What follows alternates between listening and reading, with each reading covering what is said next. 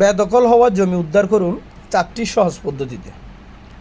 যদি এরকম সমস্যার সম্মুখীন হন, আপনার জমি অন্য কোন একজন ব্যক্তি দখল করে নিল, এখন ওই বেদখলকৃত জমিটা আপনি কীভাবে পুনরুদ্ধার করবেন।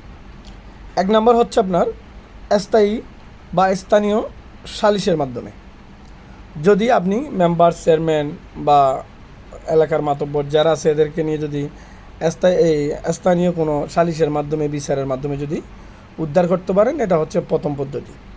দ্বিতীয় হচ্ছে আপনার সুনির্দিষ্ট প্রতিকার আইনের 8 ধারা প্রয়োগ করে। সুনির্দিষ্ট প্রতিকার আইনের 8 ধারায় প্রয়োগ করে কিন্তু আপনি আপনার বেদখল হওয়া জমি পুনরুদ্ধার করতে পারেন। এরপরে সুনির্দিষ্ট প্রতিকার আইনের 9 ধারা প্রয়োগ করতে পারেন।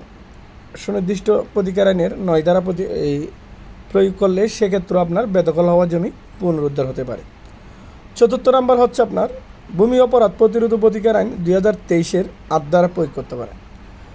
ভূমি অপরাধ প্রতিরোধ ও প্রতিকার আইন 2023-এর 8 ধারায় প্রয়োগ করলে কিন্তু আপনার এই বেদখল হওয়া জমি পুনরুদ্ধার করতে পারবেন।